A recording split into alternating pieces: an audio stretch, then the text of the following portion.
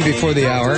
This hour has been sponsored by Anonymous. Here's the message from Anonymous. Eric Prudent is running for State Assembly, District 98 in Wisconsin. The governor of that state has been destroying Wisconsin, drastically cutting education for children, eliminating state income taxes on most corporations. We urgently need to elect progressives like Eric to the State Assembly to stop Governor Walker. Please consider a small contribution. Check out Vote Prudent on Facebook or Twitter or at voteprudent.com. Thank you, Anonymous. I appreciate it. Scott is in Bowling Green, Kentucky. Hello, Scott. Mike Malloy, good evening. Good evening. Where do I even start? One thing that came to mind immediately before you took my call here is, how they're often referring to progressives as the quote-unquote, the Blame America First crowd. Mm-hmm. Well, I would say the right-wing, not lunatics, so they blame the animals first crowd. Hunting opportunities? Okay, I know you're on regular terrestrial radio. Can't swear like I can on Facebook, and I've done enough of that tonight, so I'm not going to go there. Okay. But, from the standpoint of somebody who is, I would describe myself as an ethical vegan, and I'll start by saying I don't like hunting. Mm-hmm. Okay, I think at the very basic, it's obsolete and unnecessary. The whole, I got to eat. What, there's not a Walmart near you? Yeah. What is this? And then the people that go out and blow away every single creature that doesn't have human DNA and walk on two legs and make it this big, wonderful, joyful sport. And now this son of a, I won't, but, an entire campaign by these two psychopathic lunatics to appeal to the bloodthirst in order to keep more guns on the street. This question of, the guns and the automatic weapons, we have to preserve the opportunities. Scott, did somebody just shoot you? Where are you? Okay. Scott? What happened to Scott? Well, Scott, you just kind of, there was something blew up. All right, let me try Dave in Portland. Dave? All right, let me put you on hold, too. Kathy, there's something wrong with the phones. Something happened there. Did you kick something? All right, let's try Dave. Scott? Scott, are you there now? No, can't hear him.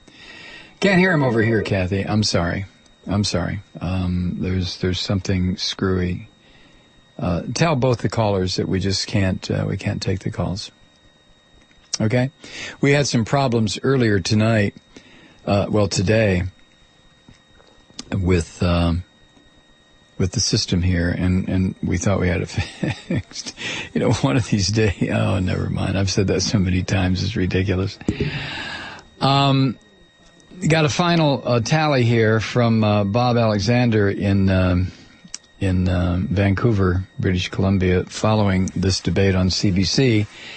And the audience watching it, Canadian audience watching it, the final tally, 63% gave it to Obama, 34% to Romney, 2% not sure. As Bob points out, now tomorrow, down below in the United States, the pundits will bend, fold, spindle, and mutilate the numbers, so it's 48 to 49%. Got to keep a close horse race. So ABC, NBC, CBS, CNN, Fox can keep those cash registers cha-chinging.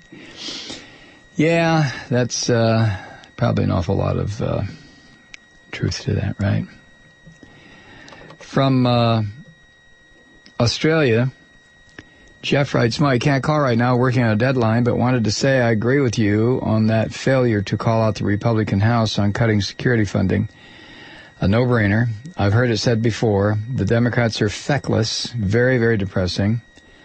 Suppose I'm going to see screaming headlines tomorrow. Romney 2, Obama 0.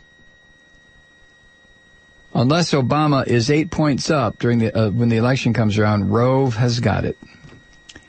Yeah, that's probably true. Oh, man.